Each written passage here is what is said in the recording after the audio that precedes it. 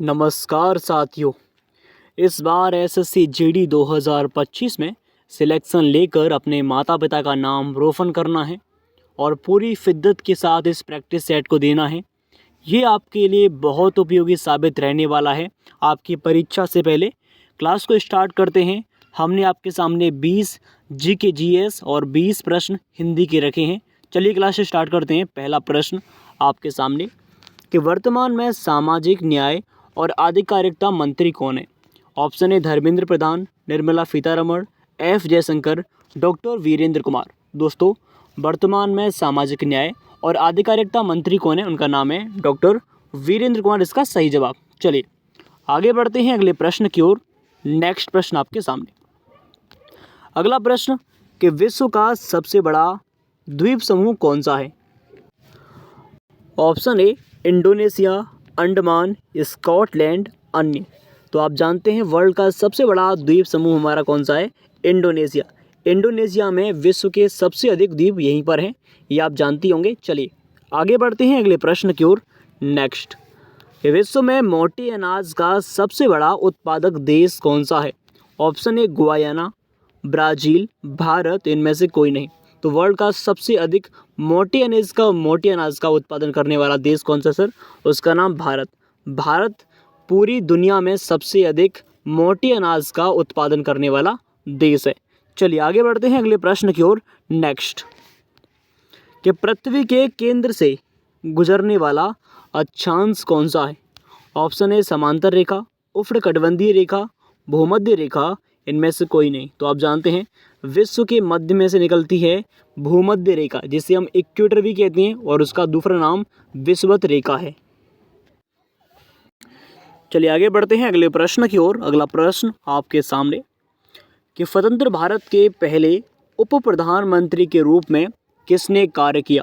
Option A doctor Rajendra Prasad, option B Maulana Abul Kalam Azad, Jawaharlal Nehru, Sardar Vallabh भाई पटेल। तो आप जानते हैं भारत के पहले उप प्रधानमंत्री के रूप में सरदार वल्लभ भाई पटेल ने कार्य किया, यानी कि ऑप्शन डी हमारा सही है। चलिए अगला प्रश्न, 1919 में जलियांवाला बाग हत्याकांड के दौरान भारत का ब्रिटिश वायसराय कौन था। Option A Lord Chelmsford, Lord Curzon, Lord reading, Lord Mountbatten. तो आप जानते हैं 1919 में पंजाब के अमृतसर में घटना होती है, जिसे जलियांवाला बाग हत्याकांड के रूप में जानते हैं, और उस टाइम पर लॉर्ड चैम्सफोर्ड जो था वायसराय था। चलिए अगला प्रश्न बहुत इंपॉर्टेंट है, करंट अफेयर्स का प्रश्न है, जो कि बहुत यूज़फुल है। देखिए, सूर्यबाला को किस उपन्यास के लिए व्यास सम्मान 2024 मिला। हाल ही में व्यास सम्मान दिए गए कुछ एक महीने पहले, और ये प्रश्न एग्जाम की दृष्टि से बहुत इंपॉर्टेंट बनता है, इसलिए मैंने आपके सामने रखा है। ऑप्शन ए वेडू की डायरी, कौन देश का वासी, वेडू की डायरी पुस्तक, या फिर काशी की कहानियाँ, परदेश में परिवर्तन। तो सूर्यबाला एक व्यक्ति हैं जो कि लेखक हैं, उनको हाल ही में कौन देश का वासी और वेडू की डायरी के लिए, इनको उपन्यास के लिए व्यास सम्मान हाल ही में दिया गया। चलिए आगे बढ़ते हैं अगला प्रश्न, 11 दिसंबर 2024 से भारतीय रिजर्व बैंक के नए गवर्नर के रूप में किसे नियुक्त किया गया। ये प्रश्न भी करंट अफेयर्स का मोस्ट इम्पोर्टेंट क्वेश्चन है, इसलिए मैंने आपके सामने रखा है। इसके चांस बहुत बन सकते हैं। Option A Shaktikanta Das, Urjit Patel, Sanjay Malhotra, Raghuram Rajan. तो हाल ही में रिजर्व बैंक ऑफ इंडिया के हमारे नए अध्यक्ष के रूप में चुने गए सर, कौन, शक्तिकांत दास तो पहले के थे आप जानते हैं, लेकिन वर्तमान में संजय मल्होत्रा को चुना गया है। हाल ही में ये 26वें नंबर के, आपसे पूछ सकता है कौन से नंबर के हैं, तो याद रखना 26वें नंबर के बने हाल ही में। ठीक है, ओके सर। चलिए आगे बढ़ते हैं अगला प्रश्न, महाकुंभ 2025 का आयोजन किस शहर में हुआ, अभी चल रहा है वर्तमान में आप जानते हैं। Option A Haridwar, Ujjain, Nashik, Prayagraj. बहुत इजी क्वेश्चन है, लेकिन करंट अफेयर्स का क्वेश्चन है, जिसके आने की संभावना बहुत बन सकती है, इसीलिए मैंने आपके सामने रखा है। तो इसका आंसर तो आप दे दोगे कमेंट में। जी हाँ सर, इसका आंसर तो हम कमेंट में देंगे। चलिए आगे बढ़ते हैं अगला प्रश्न, कि भारत का सबसे लंबा बांध कौन सा है। भारत का सबसे लंबा बांध कौन सा है।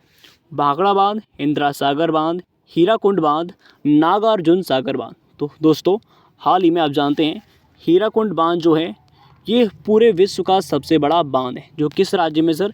ये ओडिशा राज्य में है, भारत के उड़ीसा राज्य में, और महानदी के ऊपर बना हुआ है। कौन सी नदी सर?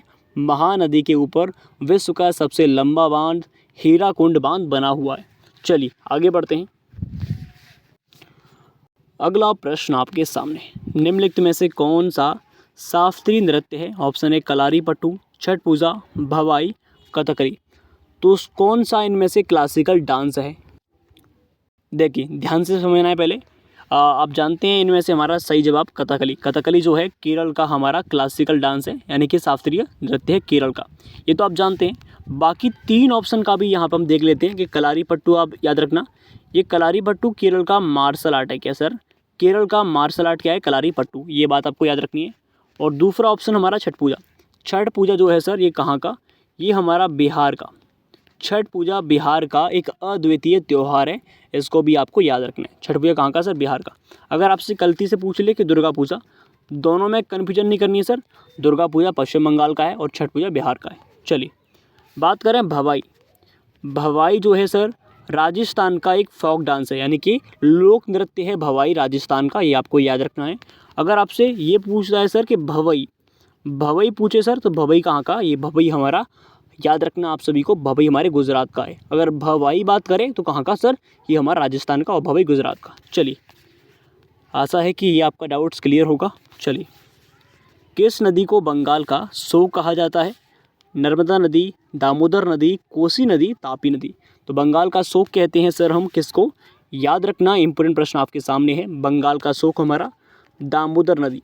शोक का मतलब ये है, जो नदी है दामोदर नदी, जो कि बंगाल के मध्य से होकर गुजरती है, इसीलिए वहाँ के शहरों को हानियाँ पहुँचती है जब बाढ़ आती है, तो इसीलिए दामोदर नदी को बंगाल का शोक कहते हैं।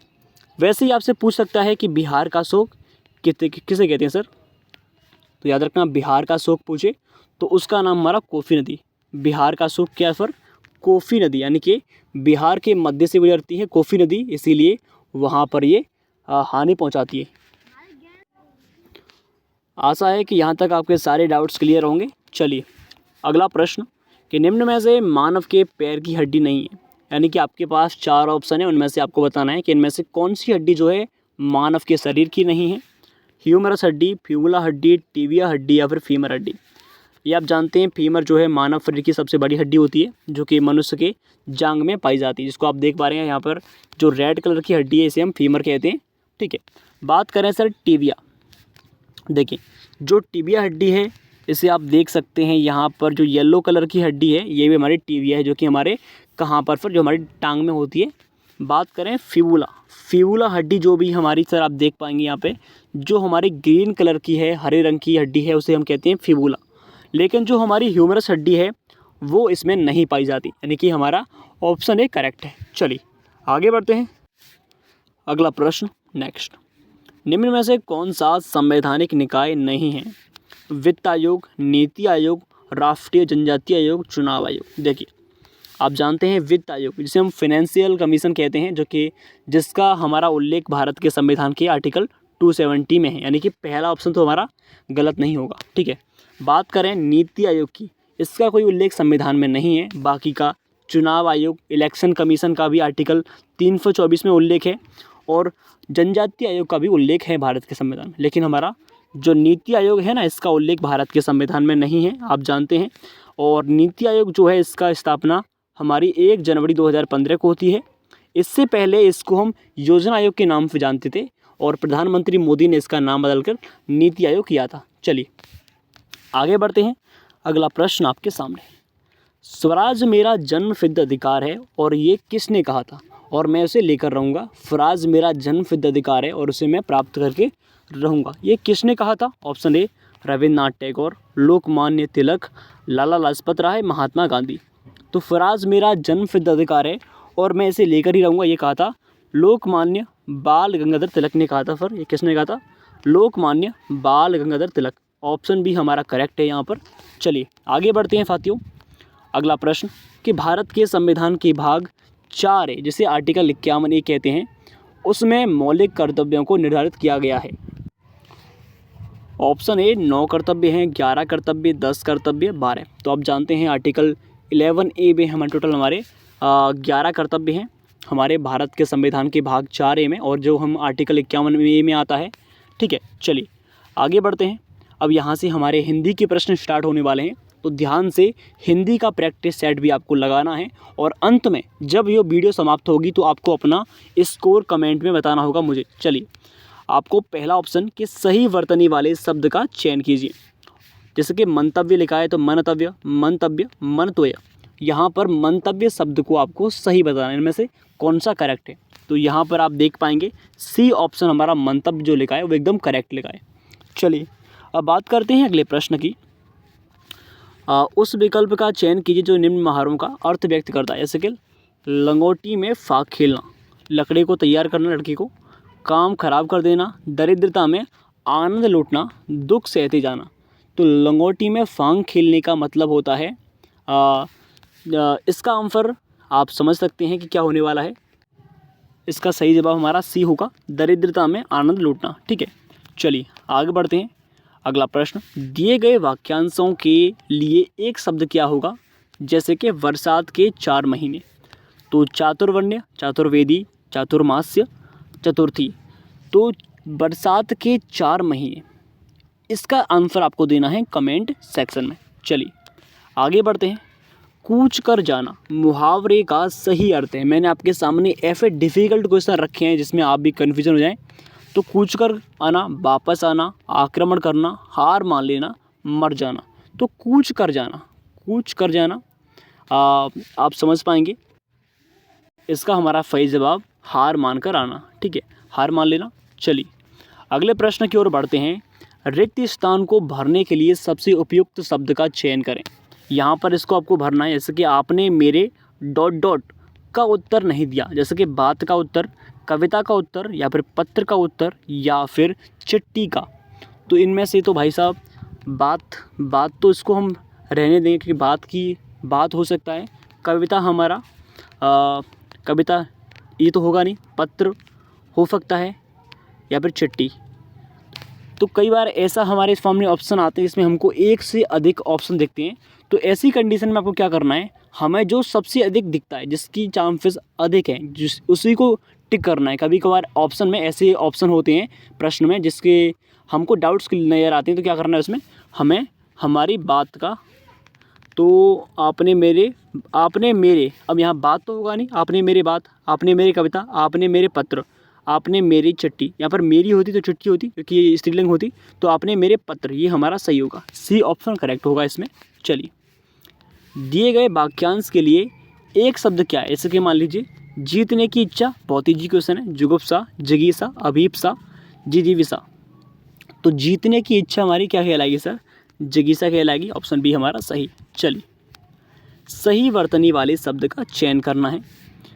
संग्रहित, संग्रहित, संग्रहित, संग्रहित। यहाँ पर जो वर्ड लिखा है संग्रहित का आपको करना है एकदम सही शब्द का। तो यहाँ पर आप देखिए संग्रहित, तो इसमें हमारा सही कौन सा होगा सर, संग्रहित में आप जानते हैं इसमें र कैसा बनता है।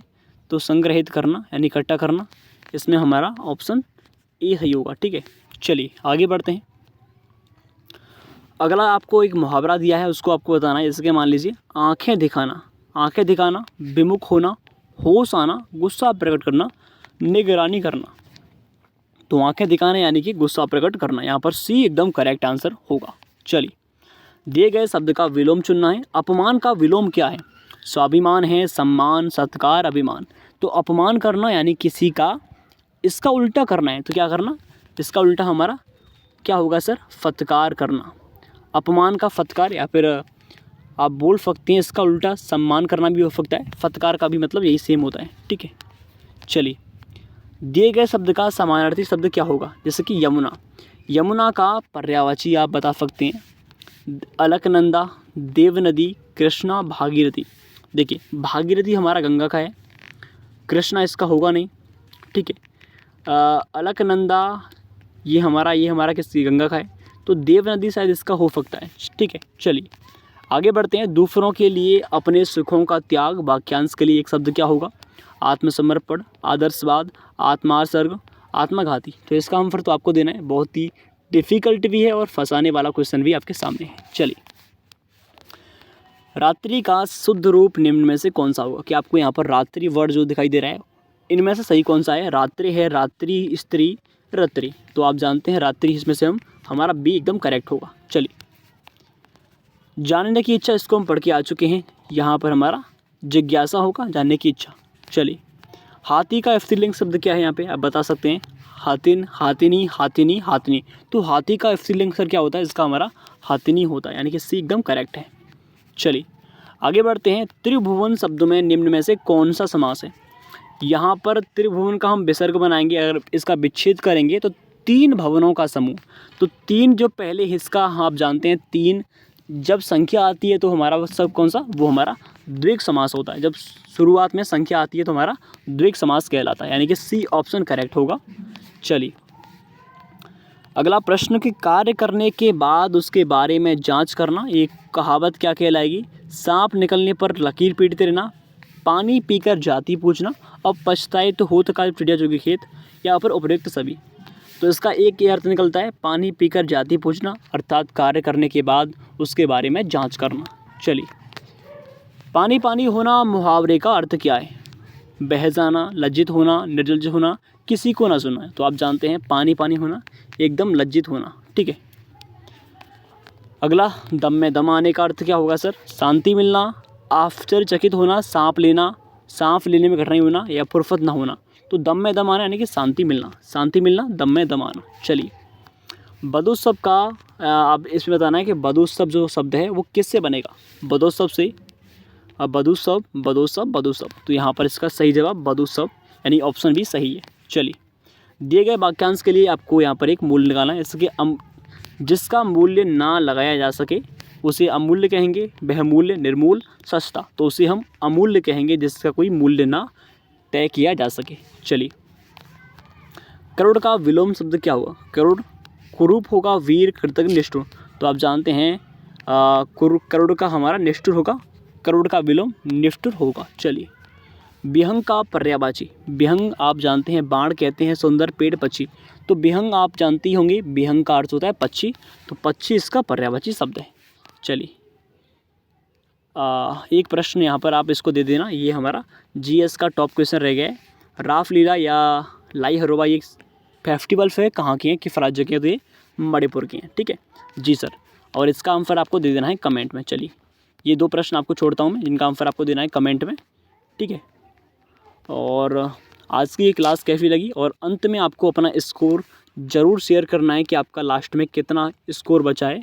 तो अपने स्कोर को हमें लास्ट में कमेंट में बताना है आपको। ठीक है, और ये क्लास कैसी लगी आप जानते हैं हमारी मेहनत के लिए वीडियो को लाइक कर दीजिए और चैनल को सब्सक्राइब। जय हिंद, जय भारत, आपका सिलेक्शन हो। जय हिंद, जय भारत।